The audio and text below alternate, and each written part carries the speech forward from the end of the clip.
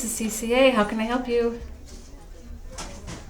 Oh, sure. Chris is here. I'll transfer you. One moment.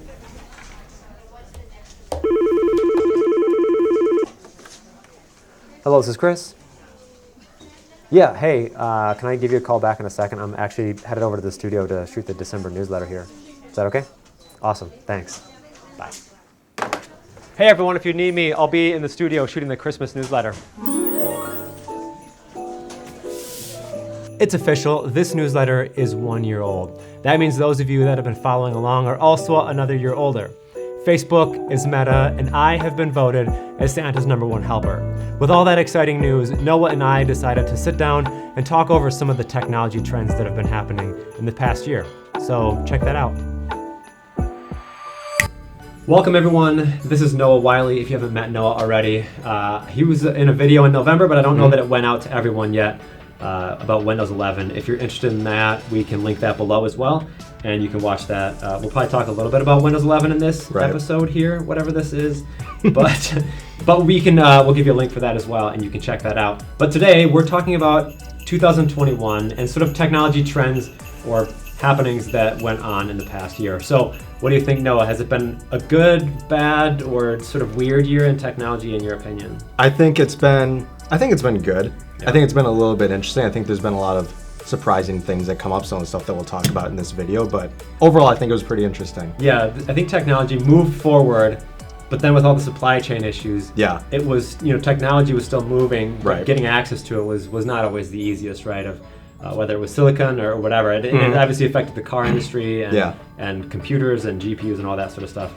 Obviously they were all that technology and stuff was still moving forward, but it's not very fun being able to hear about all the new stuff and then not be able to actually get any of it. Right, exactly. It's not fun. Yeah, exactly. All the news comes out about the cool new things that are coming out, but it's just hard to get your hands on it. So maybe we can start with Microsoft. Sure.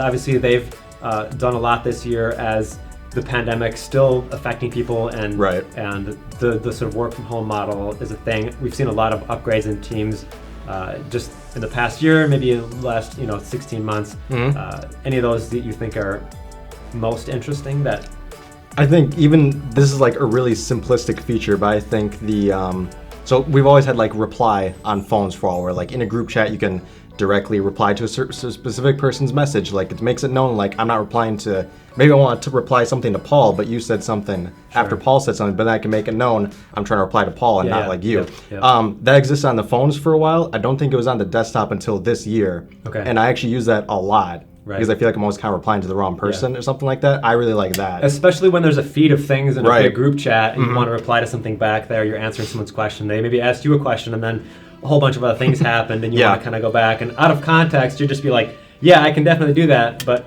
you don't want to have to re-say the whole thing again. So that definitely is a good feature that we definitely use Teams a lot. And so it definitely makes sense to sort of reply back to those kinds of things. They've obviously done some other upgrades. Co-presenter and whiteboards and things like that. Any of that you think? I think co-presenter so whiteboard I haven't gotten a chance to try out yet at all. The concept sounds super cool. I haven't gotten a chance to use it just because I don't really have like a use case for it. Co-presenter I actually didn't know was a thing yet until like a couple of days ago, but that's something I have wanted for a while. Because I was like, why can only one person present at a time? And they finally did that, which is nice. Because like we've been in meetings where like both people want to show something, but you gotta like trade off. You definitely would want a nice big screen, for that to work. See that? You wouldn't want to be on your phone or something like that. But that one I think is really nice too. Co-presenter is really that's a really nice. Yeah, and I like the background. That was kind of early on. I think the background blurring and all the other. But they've added more features. They've added more. Yeah, they've added that more. I feel like it's gotten a little bit better. But I think other than that, I feel like Teams has been a pretty solid platform. We haven't had much issues with that. Obviously, Teams is a phone system. That's kind of a new thing. I don't know if it's new, but I feel like it's getting a little more traction from the wider audience of people.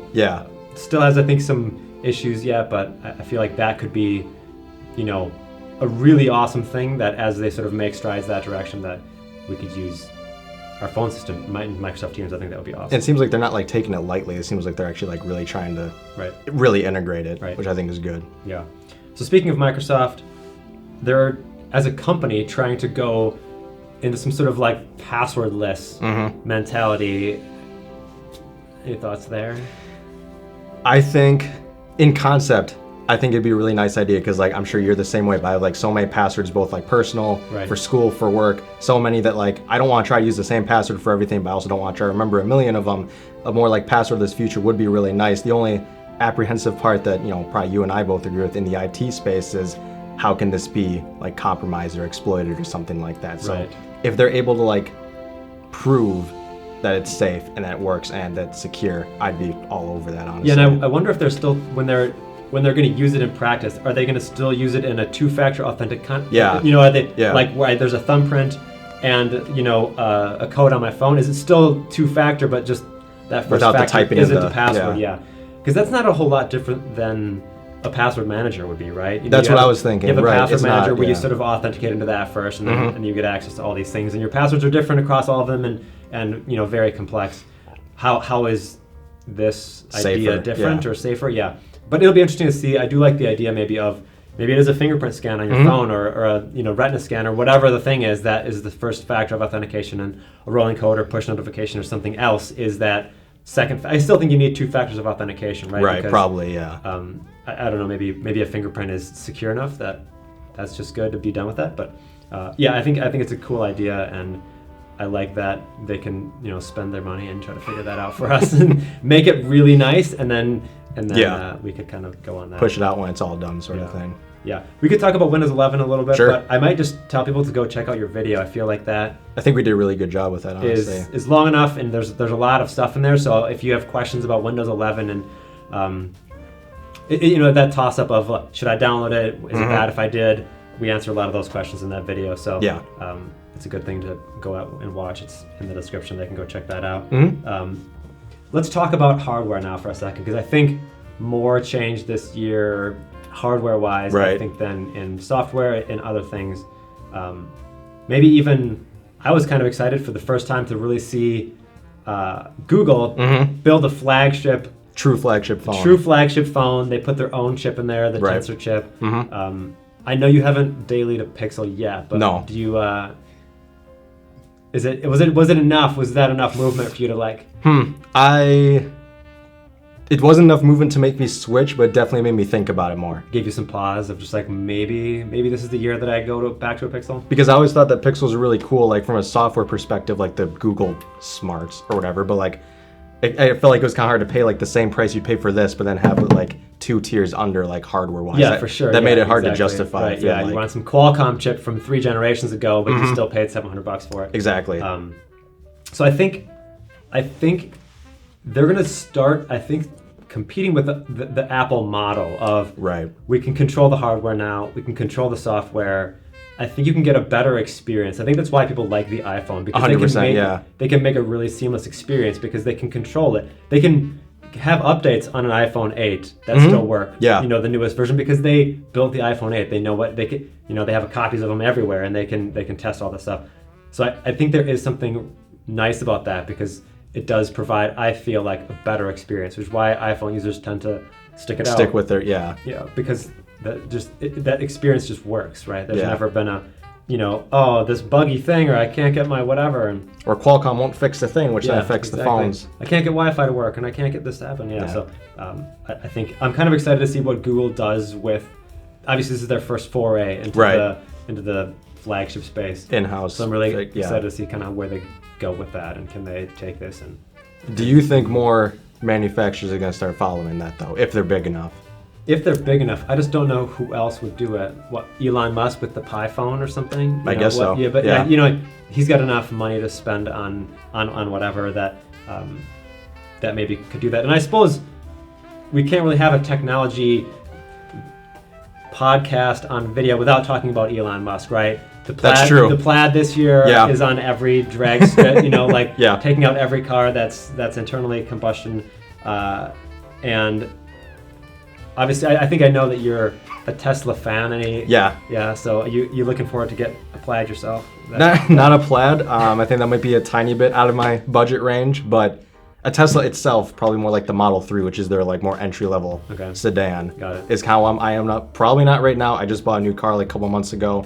So probably not right now, probably not my next one, but the car after that. Got it. My goal is for it to be a Tesla. So Yeah, I mean, who knows what's going to be crossed. out at that point? I mean, Exactly. Maybe the Lucid Dream or Even like the more legacy ones like Chevy and Ford Sure, will start will yeah. catch up. Yeah, for sure. And I think because as manufacturers go, they're just bigger. So I think Right. I think Tesla's got their work cut out for them, because I think when GM, and I think the GM and Ford, and they threatened that sort of thing, right? Right. Hey, we're coming for you, kind of thing. Hey, as soon as we figure this out, we can build a plant, get 1,000 people on it, and we can put out more cars in a month than you can do all year. All year, yeah. And I think they're absolutely true. They have the cash and they have the stuff to pull that off.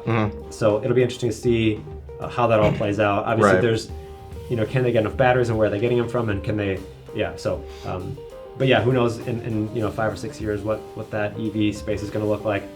It's really exciting though, because I think there's a lot of new Rivian and there's a lot of new players in that field that it'll be interesting to see. Yeah, because I mean the car space was basically just the same. There's no new like car companies Right. for a long time. Right. Until like electric became like a real thing. Like Rivian and Tesla and Lucid and Yeah. a bunch of others I don't even remember the names Right, of. Lucid looks nice. It looks like a very luxury. does. Like finally they I think a lot of the EVs tended to go very technological and not necessarily, hey, we want this to be still a good driving experience, right? Right. And it has the highest end, if I'm remembering correctly, the highest end Tesla only gets around like 410 miles of range. Yeah.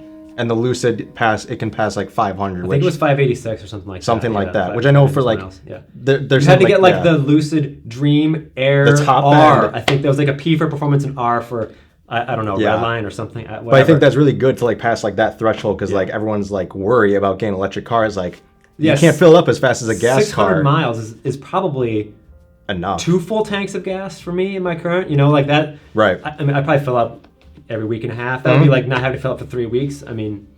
Well, you leave the that'd house be with 100% every time in an Right, electric I car. suppose. You probably wouldn't because you charge them to 70% or whatever. Or for- 80 to like protect the battery. Exactly. Yeah. Yeah.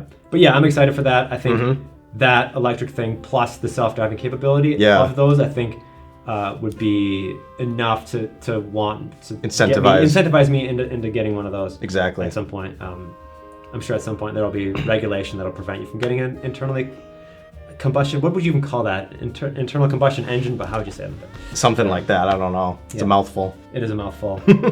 So anything else about Elon? What else has he been up to? I feel like he tends to lead a lot of these technology things.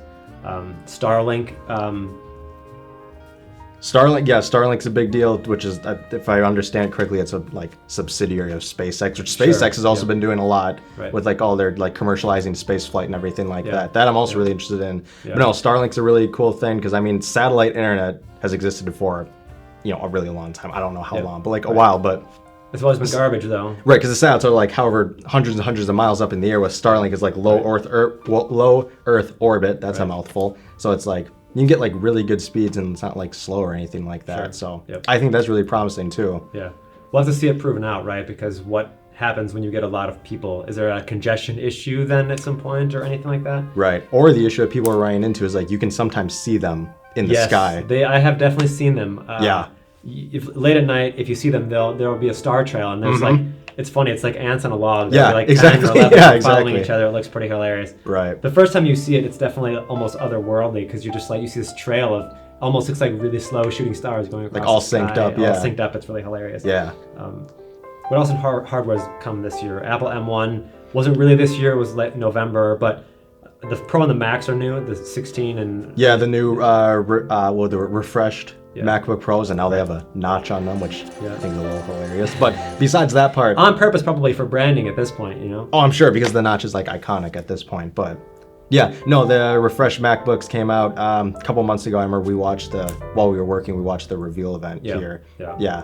The new M1. So yeah, like you said, it's built off of what they did last year, but like Sure. the processors last year were like really good if you were doing like Office and Right. like Google Chrome, but like if you're doing like video editing, they weren't really like. I feel like they were still amazing. okay for that, okay. But they could be better. They could be better. I recommended M1, the regular M1s, to people that needed some light Photoshop editing Yeah. stuff in their life, and they went from an old computer to that, and they were rendering stuff out, taking 30 minutes to a minute, or, 35 seconds. So there was still a massive jump, that whole SoC. But I feel like the Pros and the Macs are now 16 and 32 core GPUs. Yeah, in them, something and like so that, yeah. I don't think the CPU core count went up a ton, I don't think it really did. but Because I think it was more, at least according to like how the reveal event was, it was really focused on like content creators, like video editors, people who use Photoshop. So like GPU is usually more, from my understanding, a bit more right. valuable. Yeah, I do have it here. So it does look like the MacBook Pros were 8 and 8 Okay. CPU GPU, and now they're 8, 14, Right. 10, 16, and the big one I think you can get all the way up to 10 and 16. So They are pricey though. they are. They a start little at like pricey. $2,000, which Yeah. is, plus if you put Apple Care on that, that's also a lot too. But Yeah, and you would because it's $3,500. if you drop that thing, you don't want to. before you even start with any accessories or anything else. Yeah. But yeah, from a workhorse perspective, I expect those. Haven't got our hands on one yet, but I expect those to be a pretty awesome machine. Kind of want to get one in here and just. I mean, I've been able to work with a lot of the like last year's Regular, M1s, yeah. and they're like, I've always like, I'm not usually the biggest Apple fan ever, especially in Right. terms of MacBooks. Right. But like those were really impressive, I thought. Sure. Especially battery life. Unlike Right. the last year's MacBook Pro, it's like insanely long. Yeah. It's amazing. Yeah. And the Intel space, we didn't see a ton of movement. Alder Lake is 10 nanometer process Right. and stuff. They're pushing some new technology. PCI Express 5 is in there Right. in the new system, even though I don't think there's even much out for PCI Express 5 Not yet yet. at all No. at this point. I think it's but- more of like a future-proofing thing at this right. point. DDR. I think the cool thing that I liked was they're supporting DDR4 and 5. With That is the nice. New boards. That way, DDR5. We looked the other day. DDR5 is $500 or $600 for 32 or 16 It's insane. gigs Yeah, of no, RAM, no, right? yeah, exactly. It was insane. So I think the nice thing there is you could get a new system and put DDR4 memory in it at this point, Mm-hmm. and then when it wasn't $600, you could put DDR5 memory in it a year from Exactly. now or 2 years from now and upgrade that without having to pay the premiums right now. But it did look like the memory speeds were crazy, wasn't it? 6,000 megahertz or something. It was something really, maxed Something out like pretty 6,000, yeah. So that's kind of exciting. What else in the hardware space? The right to repair. I think we've seen some good movement there this year on not just the movement having good movement, but I feel like manufacturers and hardware providers are actually listening now. And I think so. I get it from a design perspective. It's probably easier to have a phone or a tablet or something that for this to be easily repairable, it probably needs to maybe get bigger. You'll see seams, there'll be screws, like from a look perspective, they don't necessarily always probably look quite as nice. But I feel like a lot more to consider. Yeah. Like as you're building, like as they Right. design whatever Yes, it is, there's a right. lot more consider. Like how can we do all the new things and make it as power efficient, small as possible, or Right. thin as possible, but still make without it easy soldering to, everything to the board. right, Yeah. still make it easy to get into and whatever. Yeah. And I think, they're a business too. There's probably some, desire for them to go obsolete at some point, Oh, yeah, right? yeah, So you're just like, yeah. hey, when your battery dies, it's probably 3 or 4 years old. Probably need a new one anyway, right? So that's kind of their mentality. Mm-hmm. And obviously, some people just like running their technology a little bit longer. As a tech nerd myself, I don't know that I make it 4 to 5 years with really anything of Yeah. technology. But I admit, though, that I have cameras from that long ago, but only because those have a nice aesthetic to them that, a regular like digital technology doesn't I necessarily. was just gonna say, have. do cameras? Yeah. Would you consider a camera to be in its own sphere of? It is. It's a different thing, yeah. Just because those sensors tend to have characteristics to them. So some of those Right. older things are a little bit more interesting. So other than that, I feel like it's been a pretty decent year in technology. I feel like the world has kind of gotten used to working from home. I and think the so, whole this work from home hybrid, model, the yeah. hybrid model. So, yeah. In closing, is there anything else that you thought that everyone on the ethosphere should know about? Ooh, that's a good question. We're always here for you. Answer questions if any of this stuff. I know, like we talked about, what exactly is PCIe? I remember you mentioned that, like when we were talking about, like Right. the Intel stuff. If you don't know what that is, that's fine. That's we're here to help you answer that sort of thing. Because we had to learn at one point, so we enjoy, pass knowledge on to other people. Right. It's a gift And that we get to have. I think I brought up earlier in this video, I do want to start leaving our studio-ish stuff set Yeah. up so that we could just like pop in here quick and do more like throughout the year, quick upgrades on, or not upgrade, and quick videos on, hey, here's what's going on. Hey, there's things in my head that would be good for people to know about, right? That Right. are just to find the medium to get that out there. It's not really something that I could put in a newsletter and typed. It would be hard to explain what would be. So I think we'll probably try to do some more of these things, obviously. Yeah, We'll it's a good format, I think. Try to leave things a little more open-ended. That way we can just walk in and push play. We don't really push record. All right, Noah, thanks for doing this interview. I think it's great. Obviously, this is going to make this video a little bit long, but hopefully people will enjoy the knowledge that they're going to get. So thanks for helping us out with that. And of course. I hope to do more of these. Yeah, me too. So, I enjoyed this. Yep, cool. Thanks for making it this far. I hope you enjoyed this newsletter. This one obviously took us a lot more time than normal, but we figured it would be something fun and enjoyable for this last newsletter of the year. So hopefully that was great. We wish you and your family a wonderful Christmas and New Year's, and we look forward to doing more and more of these in the new year. So follow us on LinkedIn and YouTube to stay up with all the new cybersecurity trends. We want to start doing some new things in the new year with just some more regular videos about cybersecurity and kind of some things to check out for. So check those things out, and we'll see you next year.